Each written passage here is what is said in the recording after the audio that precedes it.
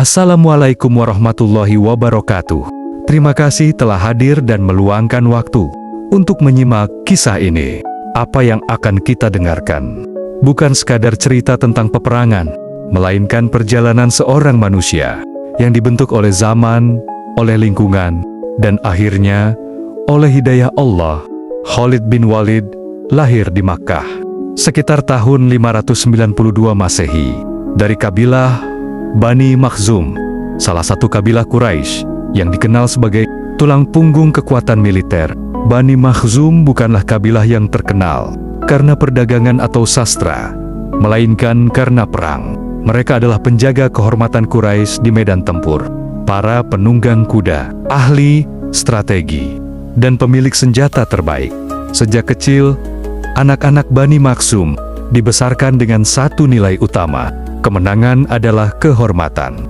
Ayah Khalid, Walid bin Al-Mughirah, adalah tokoh terpandang di Quraisy, seorang pemimpin, ahli pidato, dan figur yang disegani.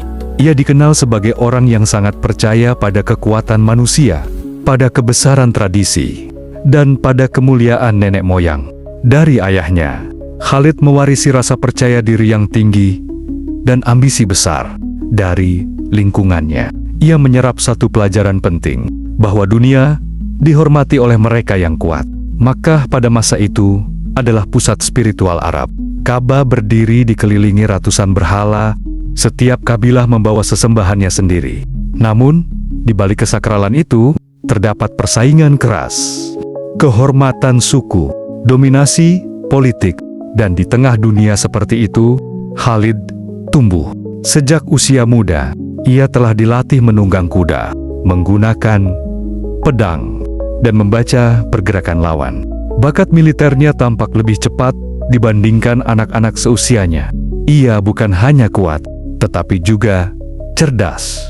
Ia memahami bahwa peperangan bukan sekadar adu tenaga, melainkan permainan strategi. Tanpa disadari, semua itu sedang mempersiapkannya untuk peran besar di masa depan. Peran yang saat itu bahkan belum terlintas dalam benaknya. Namun sejarah memiliki ironi. Lingkungan yang membesarkan Khalid dengan kebanggaan perang, suatu hari akan mengantarkannya berhadapan langsung dengan risalah Islam.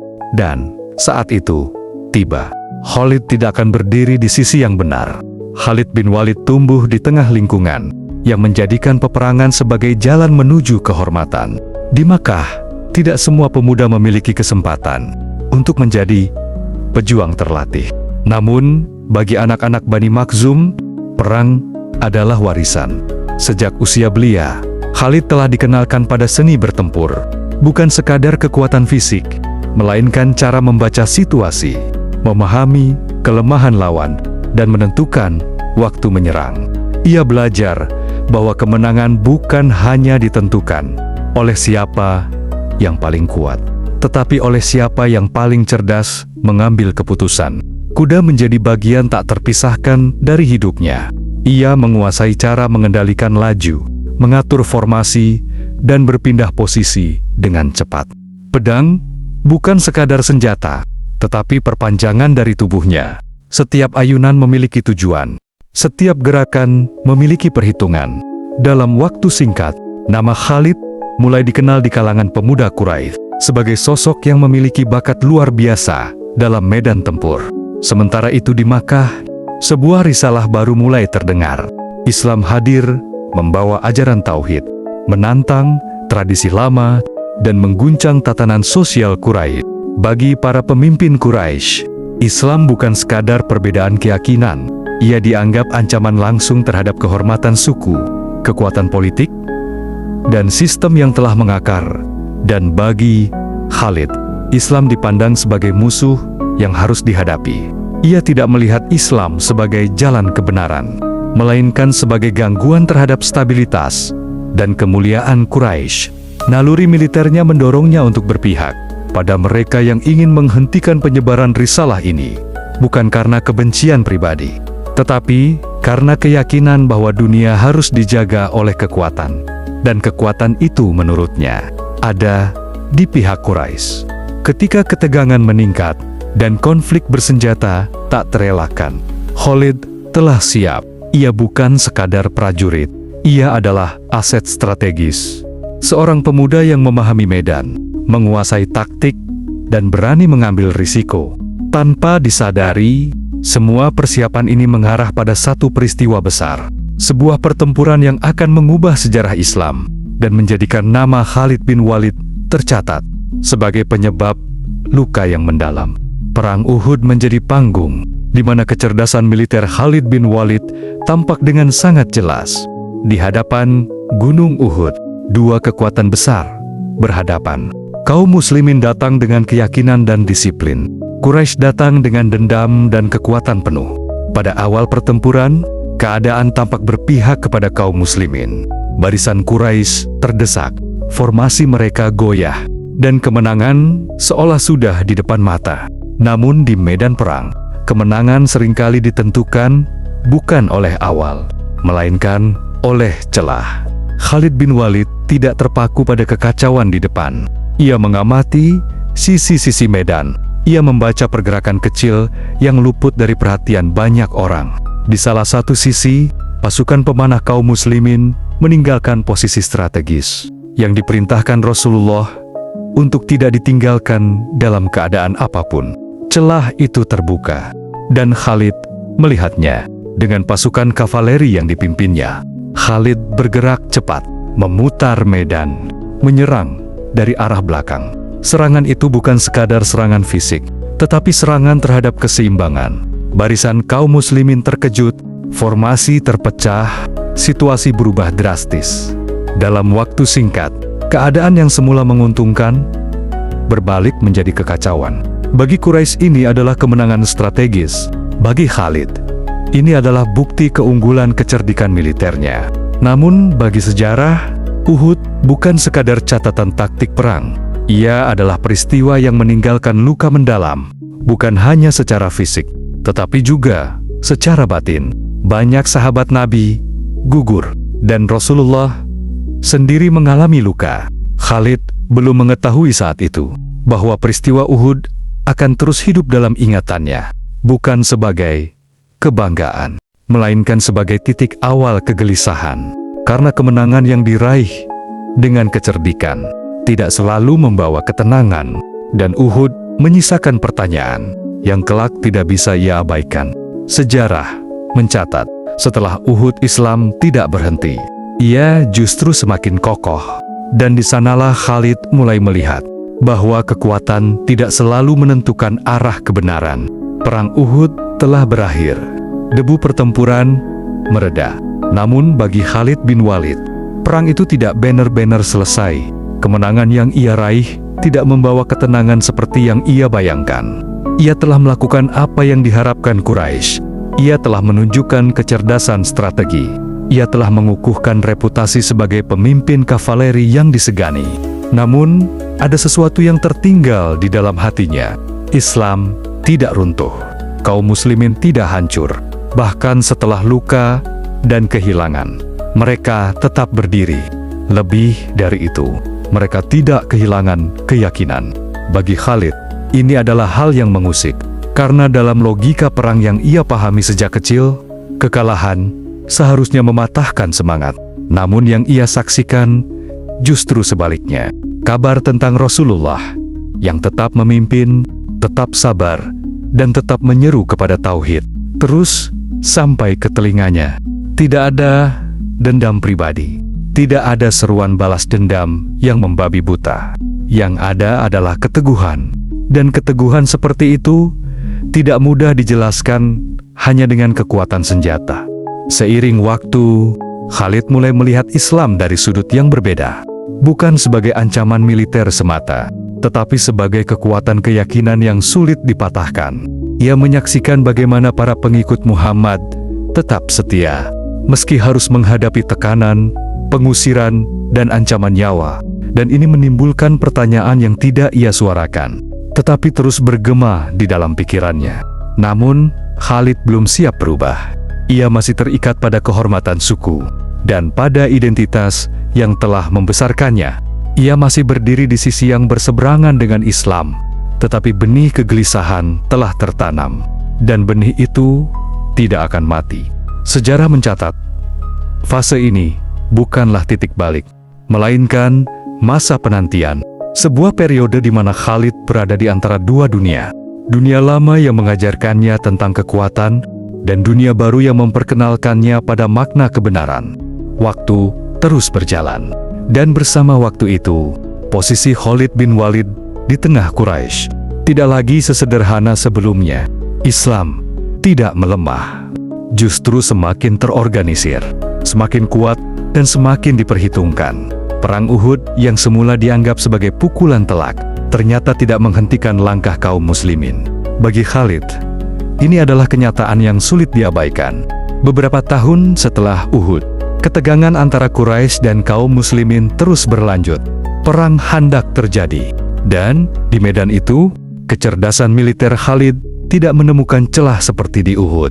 Parit yang digali kaum muslimin menjadi batas yang tidak bisa ditembus dengan kekuatan biasa.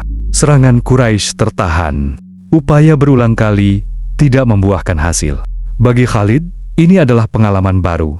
Untuk pertama kalinya, strategi yang ia kuasai tidak mampu membalikkan keadaan. Lebih dari itu, ia menyaksikan bagaimana Rasulullah memimpin dengan ketenangan, tidak tergesa-gesa, tidak gegabah, dan tidak terpancing oleh provokasi. Dalam logika perang yang dibesarkan oleh Quraisy, sikap seperti itu sering dianggap kelemahan. Namun hasilnya justru sebaliknya. Islam keluar dari Khandaq tanpa kekalahan besar, dan Quraisy pulang dengan kelelahan dan kegagalan. Sejak saat itu, keyakinan Khalid tentang superioritas Quraisy mulai goyah. Ia mulai menyadari bahwa kekuatan tidak hanya berasal dari jumlah pasukan atau ketajaman senjata. Ada sesuatu yang lain, sesuatu yang tidak kasat mata, namun sangat menentukan. Di dalam dirinya, pertanyaan-pertanyaan semakin sulit ditekan. Mengapa pengikut Muhammad tetap bertahan meski berada dalam tekanan? Mengapa kepemimpinan beliau tidak bergantung pada kekuatan fisik semata? Dan mengapa Islam yang terus diperangi justru semakin kokoh? Khalid belum mengucapkan keputusan apapun, namun batinnya telah bergerak. Ia berdiri di sebuah titik yang tidak bisa ditarik kembali ke masa lalu sepenuhnya, namun juga belum melangkah ke masa depan yang baru. Ia berada di ambang perubahan. Setelah Perang Khandaq, keadaan di Makkah tidak lagi sama. Quraisy masih berkuasa, namun wibawanya mulai retak. Islam tidak bisa lagi dipandang sebagai gerakan kecil yang mudah dipadamkan. Bagi Khalid bin Walid, fase ini menjadi masa perenungan yang dalam. Ia mulai menyadari bahwa setiap upaya untuk menghentikan Islam selalu berakhir tanpa hasil yang menentukan. Seakan ada kekuatan lain yang menjaga risalah ini.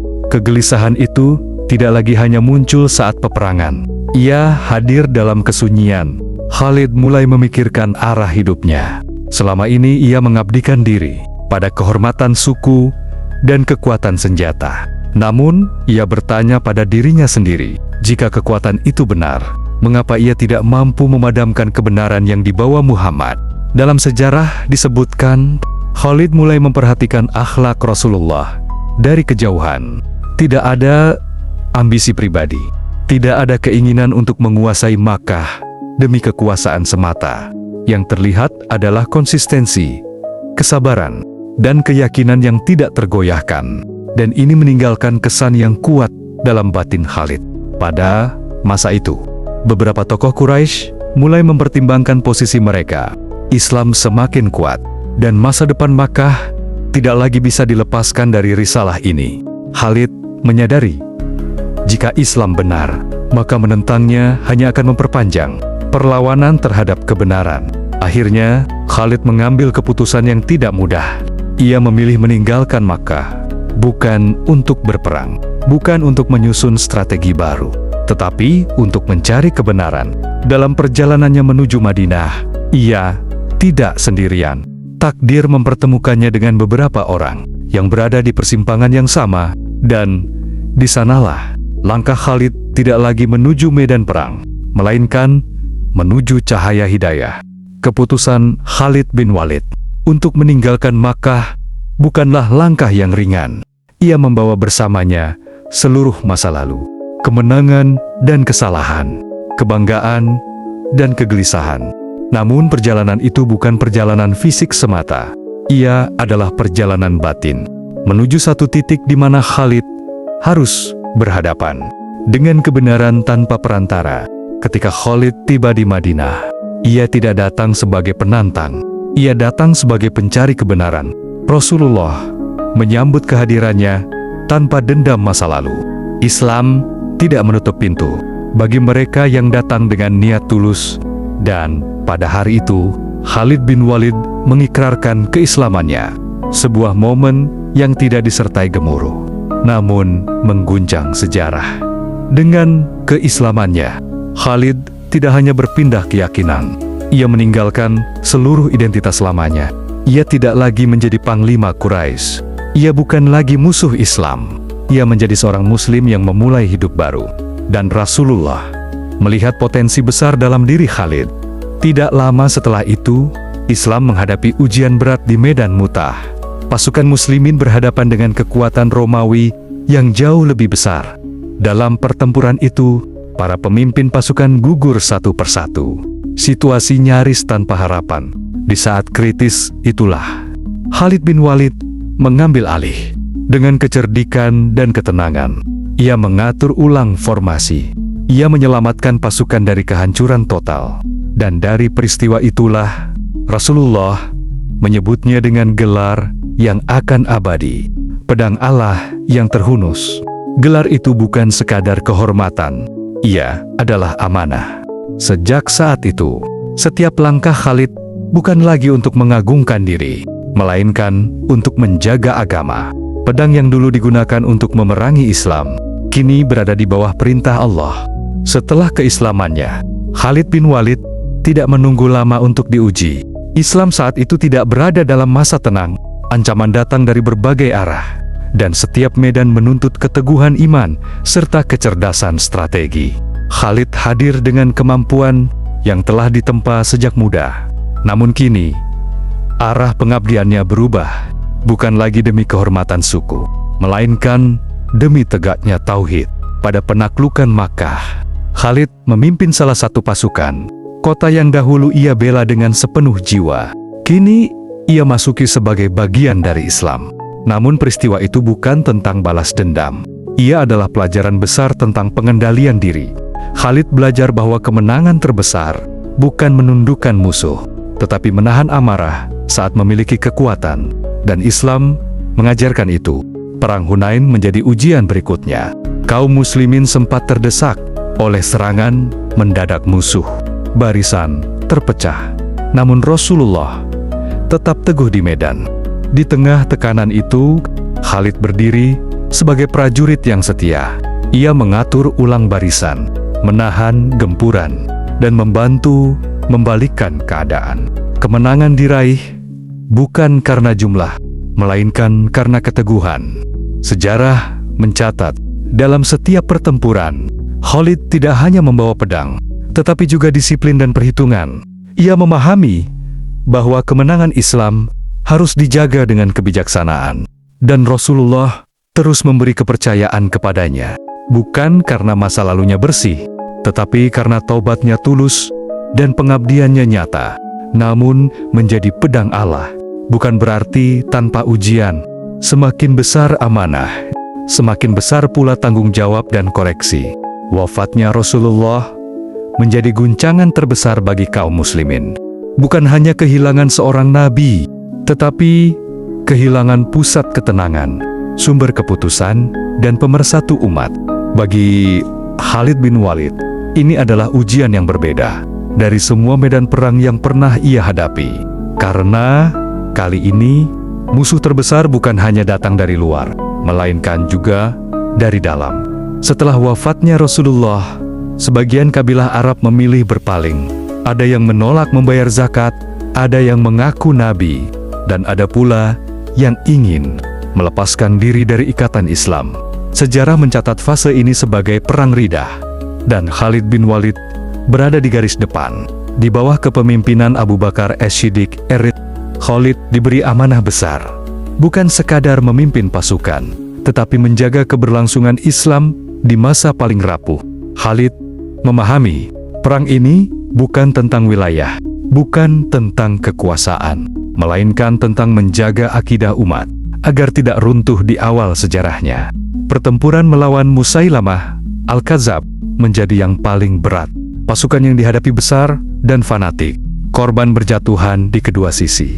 Namun, Khalid tidak goyah. Ia menyusun strategi dengan ketelitian tinggi, mengatur ulang barisan, dan memimpin dengan ketegasan. Akhirnya, fitnah besar itu dipatahkan, dan Islam tetap berdiri. Namun kemenangan itu datang dengan harga mahal.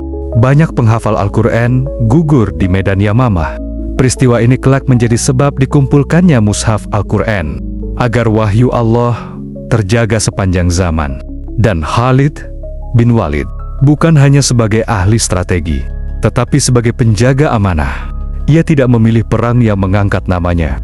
Ia memilih perang yang menyelamatkan agama. Namun ujian Khalid belum selesai. Setelah stabilitas dalam negeri terjaga, Islam melangkah keluar menghadapi dua kekuatan besar dunia, Romawi dan Persia. Dan di sanalah nama Khalid bin Walid akan kembali diuji, bukan hanya oleh musuh, tetapi oleh takdir yang lebih halus. Setelah badai perang Riddah mereda, Islam tidak berhenti melangkah. Justru pada fase inilah, umat Islam mulai berhadapan dengan dua kekuatan terbesar dunia saat itu, Persia di timur dan Romawi di barat. Dan di garis depan, berdiri satu nama yang tidak asing di medan perang, Khalid bin Walid di wilayah Irak. Khalid memimpin pasukan muslimin menghadapi kekaisaran Persia, pasukan yang terlatih, lengkap dengan persenjataan dan pengalaman panjang. Namun, sejarah mencatat, keunggulan, jumlah dan kemegahan perlengkapan tidak selalu menjamin kemenangan. Dengan strategi yang tajam, pergerakan cepat, dan pemahaman medan yang mendalam, Khalid mematahkan perlawanan demi perlawanan, pertempuran demi pertempuran, berakhir dengan kemenangan. Nama Khalid semakin dikenal, bukan hanya di kalangan muslimin, tetapi juga di pihak lawan. Namun kejayaan sejati Khalid tidak hanya terukir di Irak. Ketika pasukan muslimin di Syam menghadapi tekanan besar dari Romawi, Khalid melakukan salah satu manuver militer paling berani dalam sejarah. Ia memimpin pasukan menyeberangi gurun yang ganas, menempuh jalur yang nyaris mustahil, demi menyatukan kekuatan Islam. Perjalanan itu bukan sekadar strategi, tetapi pertaruhan nyawa, dan Khalid berhasil. Di Syam, kepemimpinan Khalid menjadi penentu. Dalam kondisi pasukan yang terbatas, ia menyusun formasi, mengatur rotasi, dan membaca pergerakan musuh dengan ketelitian tinggi. Pertempuran Yarmuk pun terjadi, salah satu pertempuran terbesar dan paling menentukan dalam sejarah Islam. Dan di medan itulah, kecerdikan Khalid kembali berbicara. Kemenangan di Yarmuk mengguncang Romawi dan membuka jalan besar bagi Islam di wilayah Syam. Nama Khalid bin Walid mencapai puncaknya. Ia dikenal sebagai panglima yang hampir tidak pernah kalah. Seorang legenda hidup. Namun sejarah mengajarkan satu hal. Puncak kejayaan seringkali beriringan dengan awal ujian. Karena pada fase inilah, perhatian umat mulai tertuju pada satu sosok. Dan disinilah Allah menyiapkan Khalid untuk ujian yang tidak bisa ditaklukkan dengan pedang. Ujian keikhlasan. Kejayaan seringkali membawa dua ujian sekaligus. Yang pertama adalah rasa bangga. Yang kedua adalah ketergantungan manusia kepada sosok, bukan kepada Allah. Pada masa kepemimpinan Amirul Mukminin Umar bin Khattab, Islam terus meluas, dan kemenangan demi kemenangan diraih. Namun Umar memahami satu hal penting. Umat tidak boleh menggantungkan kejayaannya pada satu nama. Maka sebuah keputusan besar pun diambil. Khalid bin Walid dicopot dari jabatannya sebagai panglima tertinggi. Keputusan itu menggetarkan banyak pihak. Bukan karena Khalid berkhianat, dan bukan karena ia berkurang keberaniannya. Justru karena namanya terlalu besar. Umar ingin memastikan bahwa kemenangan Islam dipahami sebagai pertolongan Allah, bukan hasil kehebatan manusia. Dan Khalid menjadi ujian itu bagi banyak orang. Kehilangan jabatan adalah akhir dari pengabdian. Namun, bagi Khalid, itu adalah awal dari pembuktian. Ia tidak menentang keputusan. Ia tidak menarik diri. Ia tetap berada di barisan, tetap mengangkat pedang, tetap menghadapi bahaya. Bedanya kini tanpa sorotan. Disinilah hakikat keikhlasan teruji. Khalid memahami bahwa ia tidak berperang demi jabatan. Ia tidak berjuang demi pengakuan. Ia berjuang karena Allah.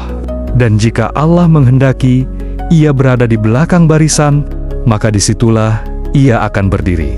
Sejarah mencatat, meski tanpa jabatan tertinggi, Khalid tetap menjadi sumber strategi, penopang moral, dan prajurit yang ditakuti musuh. Namun namanya tidak lagi disebut di depan. Dan Khalid menerimanya dengan lapang. Khalid mengajarkan satu pelajaran besar, bahwa ujian terberat bukanlah saat kita jatuh, tetapi saat kita diminta melepaskan apa yang kita cintai tanpa kehilangan iman. Setelah jabatan dicabut, hidup Khalid bin Walid berjalan dalam ritme yang berbeda. Tidak ada lagi perintah besar yang menempatkannya di pusat perhatian. Tidak ada lagi panji yang selalu berada di tangannya. Namun medan jihad belum sepenuhnya ia tinggalkan. Khalid tetap berada di barisan kaum muslimin. Sebagai prajurit biasa, sebagai pendukung, sebagai hamba yang terus taat. Kesunyian inilah yang menjadi ujian sejati. Karena ketika sorotan hilang, yang tersisa hanyalah niat.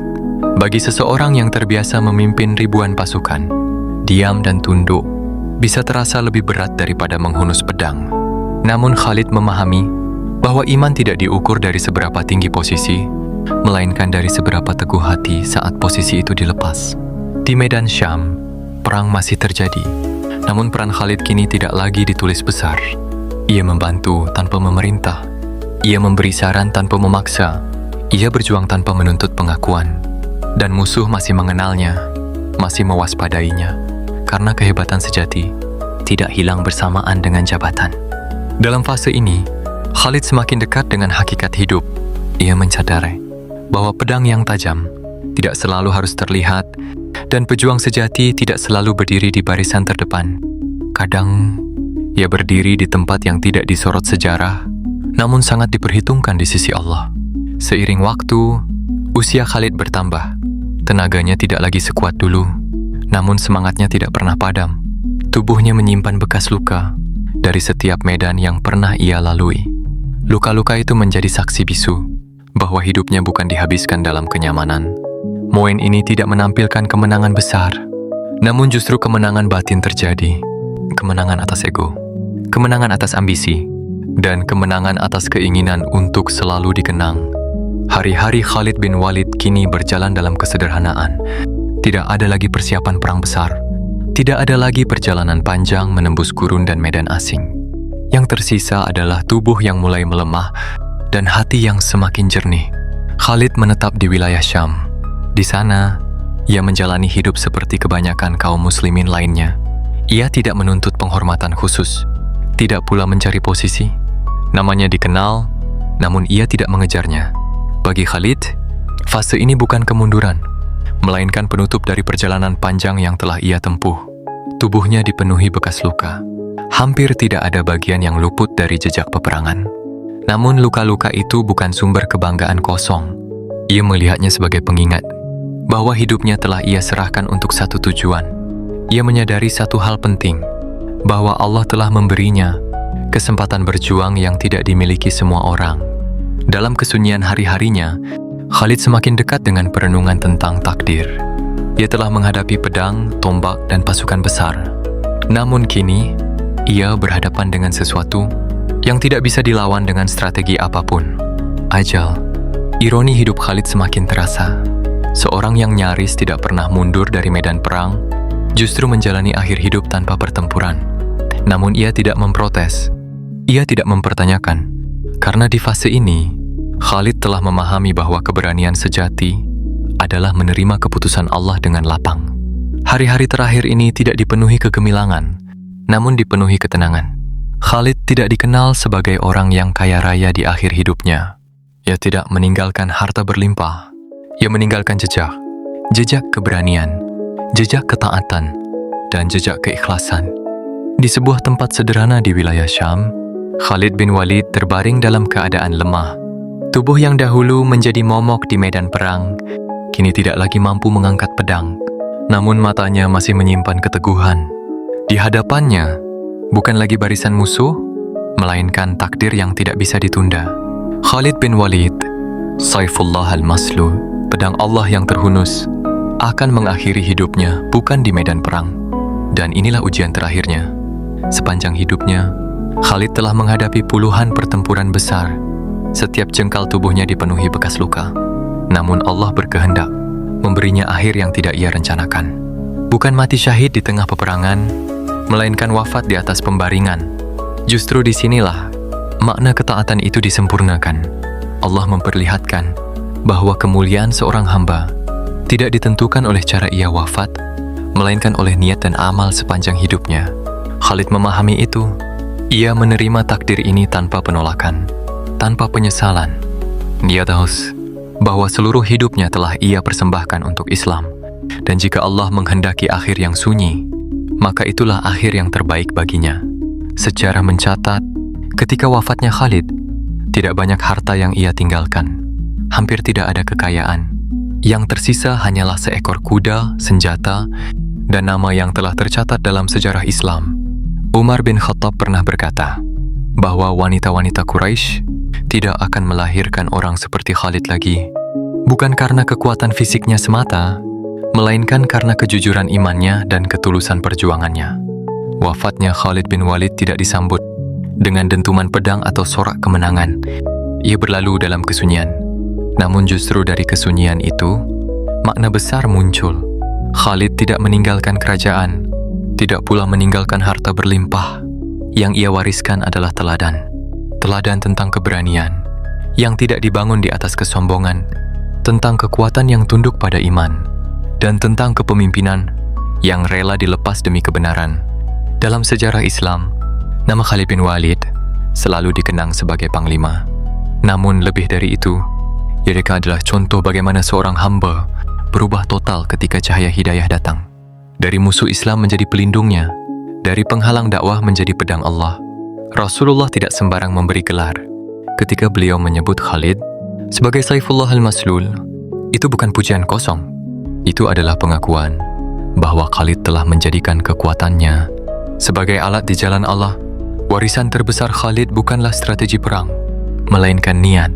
Ia mengajarkan bahwa kesalahan masa lalu tidak menutup pintu kemuliaan, bahwa siapapun yang kembali kepada Allah dengan tulus dapat menjadi alat kebaikan yang luar biasa. Dalam hidupnya, Khalid pernah berada di puncak kejayaan. Ia juga pernah berada di balik layar. Namun dalam dua kondisi itu, ia tetap sama, taat. Kisah Khalid bin Walid bukan hanya milik masa lalu. Ia bukan sekadar catatan sejarah tentang peperangan dan kemenangan.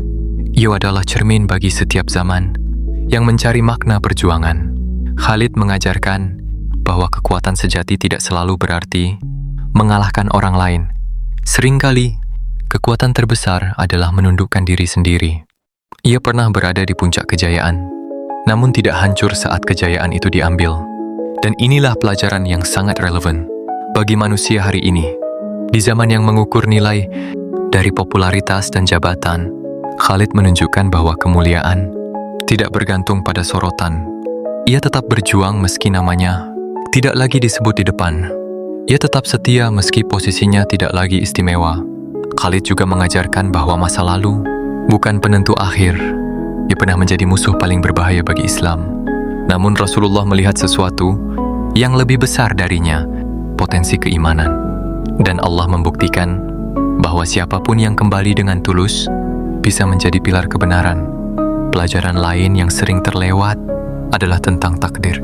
Khalid ingin mati syahid di medan perang, namun Allah memberinya akhir yang berbeda. Dan dari situ kita belajar bahwa doa dan harapan bisa dikabulkan dengan bentuk yang tidak kita duga.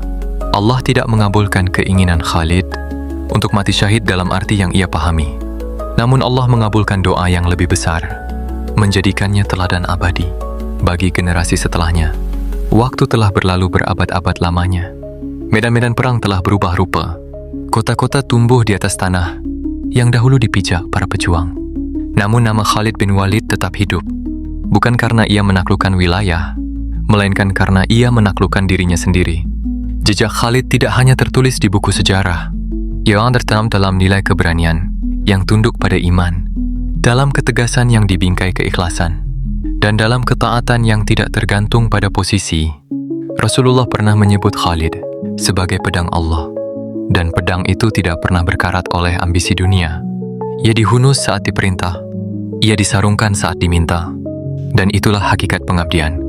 Khalid telah pergi, namun pelajarannya terus berjalan bersama umat ini, bahwa kesalahan masa lalu bukan akhir segalanya, bahwa perubahan sejati dimulai dari kejujuran mengakui kebenaran, dan bahwa kemuliaan tidak diukur dari bagaimana manusia mengingat kita, melainkan dari bagaimana Allah menilai kita. Akhir cerita ini bukan sekadar penutup cerita. Ia adalah undangan untuk merenung tentang apa yang kita perjuangkan, tentang bagaimana kita taat, dan tentang apa yang akan kita tinggalkan setelah semua selesai. Khalid bin Walid telah meninggalkan jejak yang tidak pernah padam, jejak iman, jejak keberanian, dan jejak penyerahan diri kepada Allah sepenuhnya. Jika kisah ini menyentuh hati, ingatlah satu hal: sejarah bukan untuk dikagumi dari jauh, tetapi untuk dijadikan cermin bagi diri sendiri. Dan disitulah kisah Khalid bin Walid menemukan maknanya yang paling dalam.